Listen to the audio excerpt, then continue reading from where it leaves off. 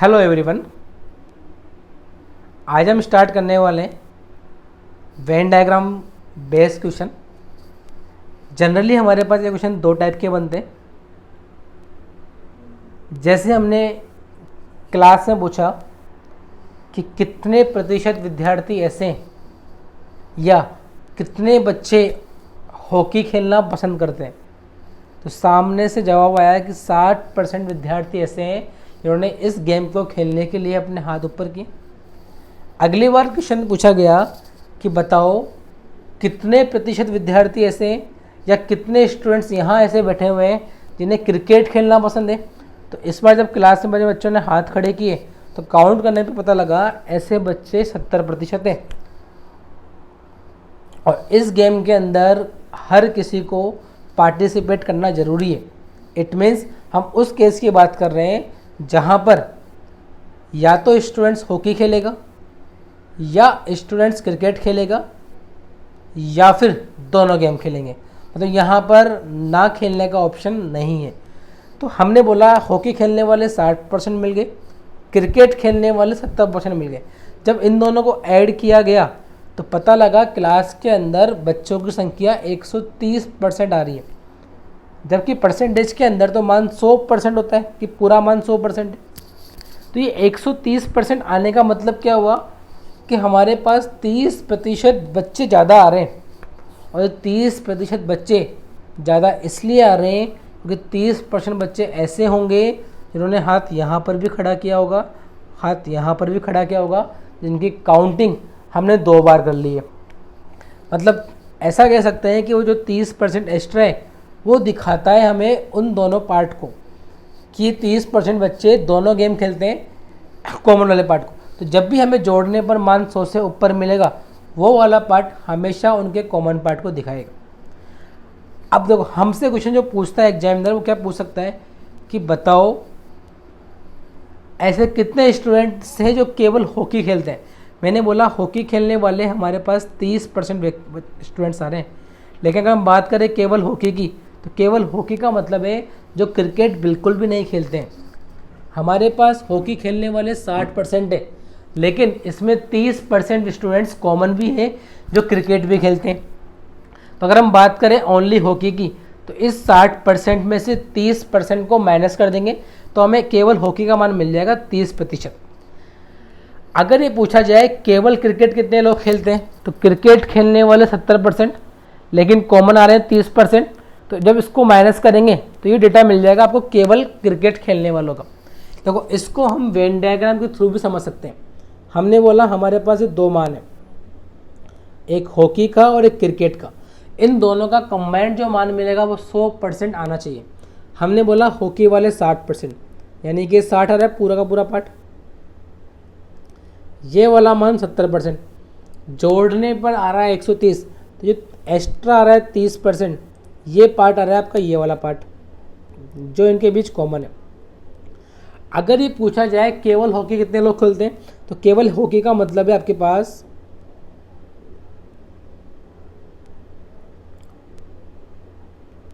ये वाला पार्ट जो कि ओवरलैप नहीं हो रहा है। तो केवल हॉकी की जब बात करेंगे तो इस वाले पार्ट को निकालना है आपको। आप देखो ये बीच वाला पार्ट आपका 30% है, हॉकी वाला पार्ट कुल मिला के 60 है, तो ये बचा हुआ पार्ट होगा हम ऐसा बोल सकते हैं कितना मिल जाएगा आपको 30। ऐसे हम क्रिकेट की बात करें ये 70 है, कॉमन 30 है, तो ये मिल जाएगा आपको 40। चलिए तो हम तो डायरेक्टली बोलेंगे जब भी हमारे पास ऐसा क्वेश्चन आएगा उन दोनों को ऐड कर देंगे, जितना एक्स्ट्रा आ रहा है वो पार्ट दिखाएगा कॉमन पार्ट को। आइए समझते हैं इसको एग्जाम्पल के थ्रू कि कुछ व्यक्तियों के समूह में 80% व्यक्ति इंग्लिश बोलते हैं, 40% व्यक्ति हिंदी बोलते हैं और 80 व्यक्ति ऐसे हैं जो दोनों ही भाषा बोलते हैं। तो बताओ कितने व्यक्ति सिर्फ इंग्लिश बोलेंगे। हमने बोला इंग्लिश बोलने वालों की संख्या 80% आ रही है, हिंदी बोलने वालों की संख्या 40% आ रही है। जब दोनों को ऐड किया गया तो डेटा मिला आपको 120%। हमने बोला होते तो 100% ही, ये 120% क्यों आ रहे हैं क्योंकि कुछ ऐसे लोग भी होंगे जो हिंदी के साथ साथ इंग्लिश का भी यूज करते हैं। और ऐसे कितने लोग मिले, इसको 100 में माइनस कर दो, यानी 20% व्यक्ति ऐसे हैं जो हिंदी और इंग्लिश दोनों का प्रयोग करते हैं। लेकिन क्वेश्चन ने बोला है ऐसे व्यक्ति आपके पास 80 हैं, यानी इस 20% का मान 80 व्यक्ति होगा, तो 1% का मान 4 मिल जाएगा। अगर मैं पूछा जाए बताओ क्लास में या कुल कितने व्यक्ति हैं, तो कुल व्यक्ति होते हैं 100%। अगर 1% का मान 4 है तो 100 का मान आप 400 बोल सकते हैं। लेकिन एग्जाम ने हमसे पूछा है, एग्जाम में पूछा है कितने व्यक्ति सिर्फ इंग्लिश बोलते हैं। अगर इसने पूछा होता बताओ कितने व्यक्ति ऐसे हैं जो इंग्लिश बोलते हैं, तो इंग्लिश के लिए हम बोलते हैं कि 1 का मान 4 है, तो 80 का मान मिल जाएगा आपको 320। अगर ये पूछता कितने व्यक्ति हिंदी बोलते हैं, तो 1 का मान 4 है, 40 का मान मिल जाएगा आपको 160। लेकिन क्वेश्चन ने पूछा है केवल इंग्लिश, तो केवल इंग्लिश का मतलब है आपको इंग्लिश में से कॉमन पार्ट को माइनस करना पड़ेगा। इंग्लिश है हमारे पास 80%, कॉमन पार्ट है हमारे पास 20%। तो अगर मैं बात करूँ केवल इंग्लिश की जिनको हिंदी नहीं आती, तो वो 80 - 20 60% मिल जाएगा। 1% का मान 4 है, तो 60 का मान मिल जाएगा 240। अगर ये पूछा जाए बताओ कितने व्यक्ति केवल हिंदी बोलते हैं, तो हम बोलेंगे हिंदी बोलने वाले 40, कॉमन आपके पास 20, तो केवल हिंदी का मान मिल जाएगा 40 - 20 यानी कि 20%। और 1 का मान 4 है, तो हम 20 को 80 बोल सकते हैं। चलिए बढ़ते हैं आगे। कुछ व्यक्तियों के समूह में 65% व्यक्ति क्रिकेट खेलना पसंद करते हैं, 55% व्यक्ति टेनिस खेलते हैं, और ऐसे व्यक्ति जो दोनों गेम खेलते हैं उनकी संख्या 40 है। तो कितने व्यक्ति टेनिस खेलते हैं? हमसे बोला गया क्रिकेट खेलने वाले 65, टेनिस खेलने वाले 55। जब दोनों को आपस में ऐड किया तो डेटा मिल रहा है आपको 120%, जबकि होते तो कुल मिलाकर 100 ही है। यानी ये 20% लोग एक्स्ट्रा आ रहे हैं। और ये एक्स्ट्रा क्यों आ रहे हैं? क्योंकि ये टेनिस के साथ क्रिकेट भी खेलते हैं। क्वेश्चन ने इसका मान दे रखा है 40 व्यक्ति, यानी 20% 40 व्यक्ति के बराबर है, तो 1% 2 के बराबर होगा। अगर मैं बात करूँ पूरी कक्षा की, तो पूरी कक्षा का मतलब है 100%, यानी पूरी कक्षा आपके पास 200 के बराबर होगी। अब देखो इसने क्या पूछा है, कितने व्यक्ति टेनिस खेलते हैं। ध्यान रखना कितने व्यक्ति टेनिस खेलते हैं और कितने व्यक्ति केवल टेनिस खेलते हैं, फ़र्क केवल एक वर्ड का आएगा, केवल का यानी कि ओनली का। तो हम जब बात करेंगे केवल की, तो कॉमन पार्ट को माइनस करना पड़ेगा, और जब हम बात कर रहे हैं ओनली, लिखा रहा है कि कितने व्यक्ति टेनिस खेलते हैं, तो जो मान दे रखा है वही मान आपको ज्ञात करना है। अगर ये पूछा जाए कितने व्यक्ति क्रिकेट खेलते हैं, क्रिकेट खेलने वाले 65%, 1 का मान 2, तो वैल्यू मिल जाएगी 130। कितने व्यक्ति टेनिस खेलते हैं, टेनिस खेलने वाले 55%, 1 का मान 2, वैल्यू मिल जाएगी 110। कितने व्यक्ति केवल क्रिकेट खेलते हैं, तो ओनली वर्ड जब भी लिखा है मतलब कॉमन को माइनस करना पड़ेगा। हमारे पास क्रिकेट वाले 65 है, कॉमन 20 है, तो क्रिकेट केवल खेलने वाले 45%, 1 का मान 2, 45 का मान 90। कितने व्यक्ति केवल टेनिस खेलते हैं, तो 55 - 20 ये मिल जाएगा 35%, 1 का मान 2 है, तो 35 का मान आप 70 बोल सकते हैं। चलिए, किसी कक्षा के 72% विद्यार्थियों ने जीव विज्ञान, 44% ने गणित लिया। प्रत्येक विद्यार्थी या तो बायो लेता है या मैथ्स लेता है। इट मीन्स आपके पास आर्ट्स और कॉमर्स लेने का ऑप्शन नहीं है। और ऐसे विद्यार्थी जिन्होंने दोनों सब्जेक्ट लिए वो संख्या उनकी 40 है। तो कुल विद्यार्थी कितने हैं? हमने बोला बायो लेने वाले कितने हैं, जवाब आया 72%। मैथ्स लेने वाले 44%। जब दोनों को ऐड किया गया तो कुल आ रहे हैं 116%, जबकि होते तो हैं 100%, यानी कि 16% जो आ रहे हैं ये आपके बायो के साथ साथ मैथ्स भी ले रहे हैं। क्वेश्चन ने बोला है ऐसे विद्यार्थी 40 है, हमने बोला परसेंटेज में 16 है, यानी 16% 40 के इक्वल होगा। 1% निकालना है तो 40 में 16 का भाग दे देंगे, तो वैल्यू मिल जाएगी आपको 2.5। पूछा है कुल कितने विद्यार्थी है, तो 100 से मल्टीप्लाई कर देंगे। चलिए, एक छात्रावास में 600 लड़के हैं, या तो प्रत्येक हॉकी खेलेंगे या फुटबॉल खेलेंगे या दोनों गेम खेलेंगे। 75% लड़के हॉकी खेलते हैं, 45% लड़के फुटबॉल खेलते हैं। तो कितने स्टूडेंट ऐसे हैं जो दोनों गेम खेलते हैं? हमने बोला हॉकी खेलने वाले 75%, फुटबॉल खेलने वाले 45%। जब दोनों को ऐड किया गया तो वैल्यू निकल कर आई 120%, जबकि होते तो 100% है। यानी 20% विद्यार्थी ऐसे हैं जो हॉकी के साथ साथ फुटबॉल भी खेलते हैं। क्वेश्चन ने हमको बोला है कुल मिला के 600 लड़के, उसमें से 20% दोनों गेम खेलते हैं।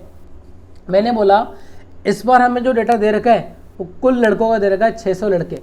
कुल हम कितने मानते हैं 100%, यानी 100 का मान 600, 1 का मान 6, तो 20 का मान निकालना है तो 20 × 6 आपको मिल जाएगा 120। या आप डायरेक्टली भी 600 का 20% निकाल सकते हैं, ये आपको आ जाएगा। चलिए बढ़ते हैं आगे। कुछ व्यक्तियों के समूह में 40% व्यक्ति क्रिकेट खेलते हैं, 70% व्यक्ति फुटबॉल खेलते हैं, और हमें जो डेटा इस बार दिया गया है वो दिया गया है केवल क्रिकेट खेलने वालों का मान 90, जो केवल यानी ओनली क्रिकेट खेलते हैं उसकी संख्या दे रखी है आपको 90। देखिए इस तरह के क्वेश्चन में हमारे पास 2 डेटा मिलते हैं परसेंटेज के और एक संख्या आती है नंबर्स में। तो हमें क्या करना होता है, जो नंबर दे रखा होता है उसने बोला है कि दोनों गेम खेलने वाले विद्यार्थी इतने, तो हमें परसेंटेज में उन दोनों गेम खेलने वाले का मान निकालना होता है। इस बार इसने बोला है कि जो 90 विद्यार्थी आ रहे हैं कौन से आ रहे हैं, केवल क्रिकेट वाले, तो हमें केवल क्रिकेट का मान पहले परसेंटेज में ज्ञात करना होगा। मैंने बोला क्रिकेट खेलने वाले 40, फुटबॉल वाले 70, कुल मिलाकर आए 110, होते तो 100 है, यानी 10% पार्ट कॉमन है। अगर मैं बात करूँ केवल क्रिकेट की, अगर इसने क्रिकेट बोला होता तो हम 40 को लेते, इसने बोला है केवल क्रिकेट, तो केवल क्रिकेट के लिए इस 40 में से इस 10 को माइनस कर दो आप, तो केवल क्रिकेट मिला 30%, जिसका कि मान क्वेश्चन ने 90 दे रखा है। अगर 30 का मान 90 है तो 1 का मान 3 होगा, तो कुल व्यक्ति 100 होते हैं, यानी 300 मिल जाएंगे। चलिए अब बात करते हैं इसी के अंदर सेकंड टाइप की। यहाँ पर तो हमारे पास व्यक्ति या तो गेम खेल रहा था हॉकी वाला या फुटबॉल वाला या दोनों गेम, लेकिन टाइप 2 के अंदर कुछ ऐसे स्टूडेंट्स भी होंगे जो इसको पार्टिसिपेट नहीं करेंगे। मतलब यहाँ पे हमारे पास कुल मिला के 4 कंडीशन बनेगी। जैसे हमने एग्जाम्पल लिया पास फेल का, कि हमारे पास 2 सब्जेक्ट है मैथमेटिक्स और इंग्लिश, तो कुल मिला के 4 केस बन सकते हैं। पहला केस क्या कि एक स्टूडेंट ऐसा होगा जो दोनों में पास होगा, मैथ्स में भी पास, इंग्लिश के अंदर भी पास। कुछ स्टूडेंट ऐसे होंगे जो केवल मैथ्स में पास होंगे, इंग्लिश में फेल होंगे। कुछ स्टूडेंट ऐसे होंगे जो मैथ्स में फेल होंगे, इंग्लिश में पास होंगे।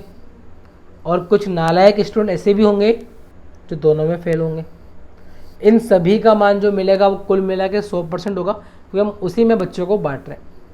मैंने बोला अगर ये पूछा जाए बताओ मैथ्स में कितने लोग पास हुए, तो कौन कौन हाथ खड़ा करेगा, तो मैथ्स में पास के लिए ये भी हाथ खड़ा करेगा, ये भी हाथ खड़ा करेगा।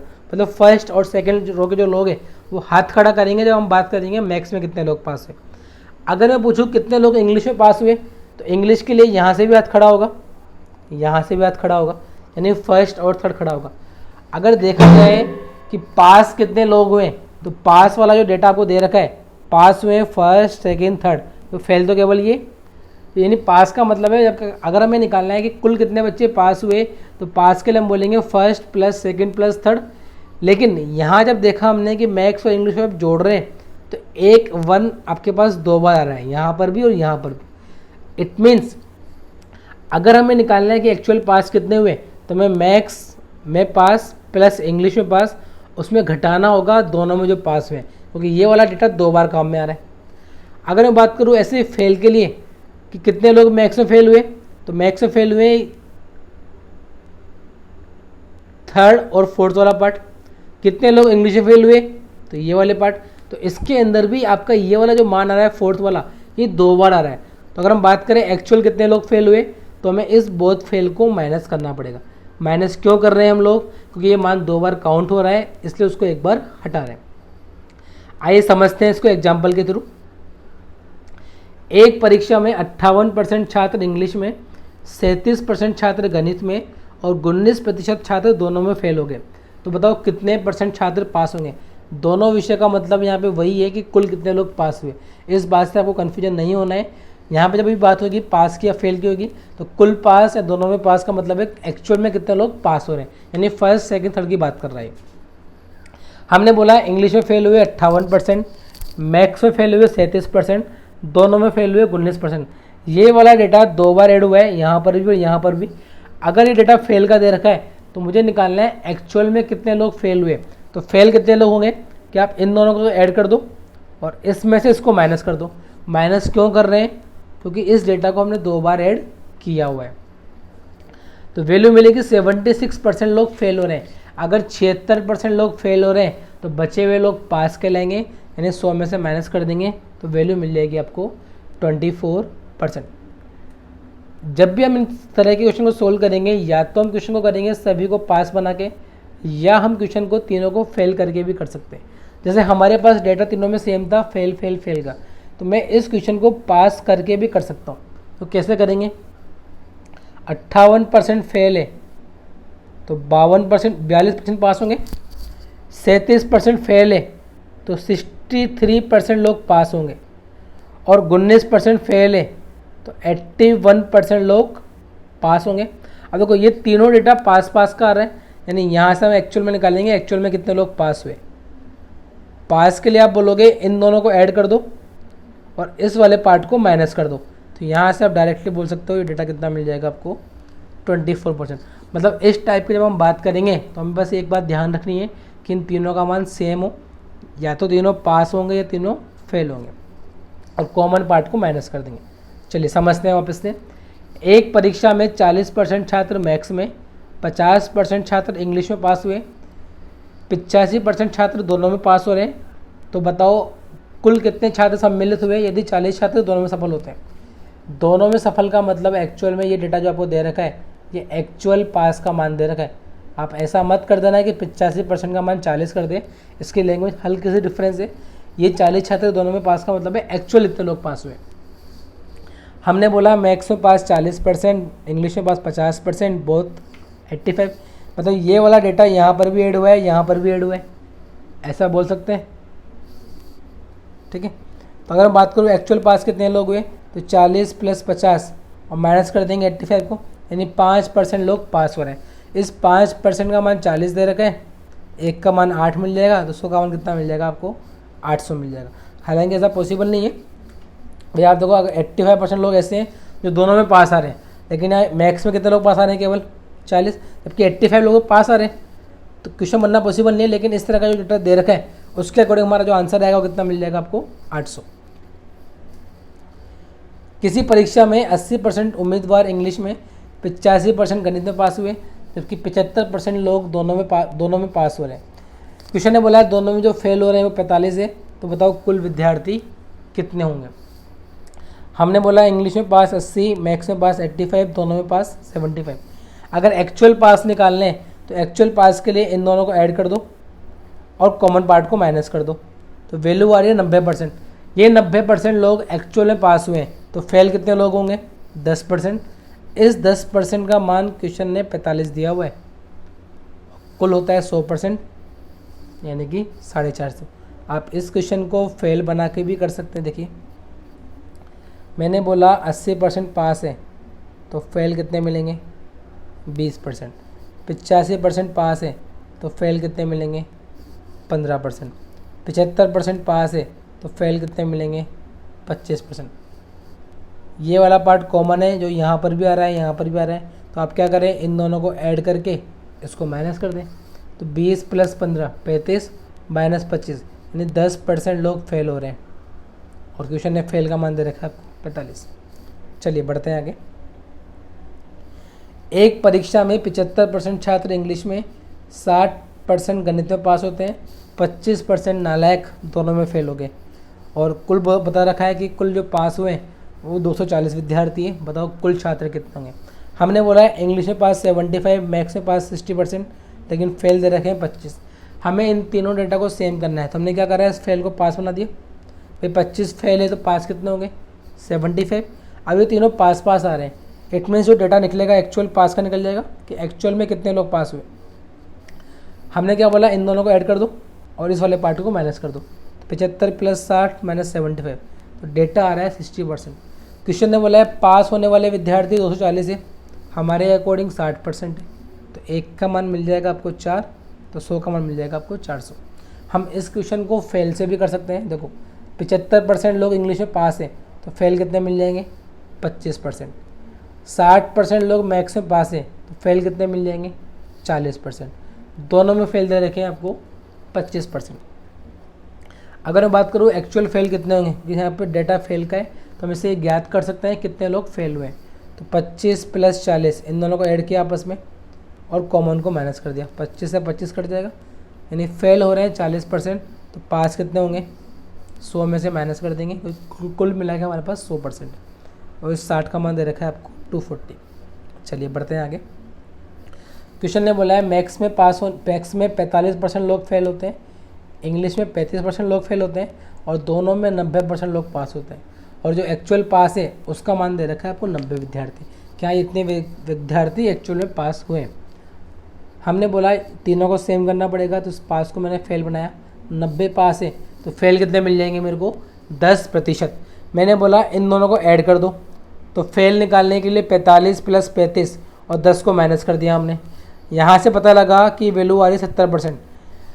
अगर 70% लोग पास है तो फेल कितने मिलेंगे आपको, 70% लोग फेल है तो पास कितने मिलेंगे आपको, 30%, जिसका कि मान क्वेश्चन है 90 दिया हुआ है।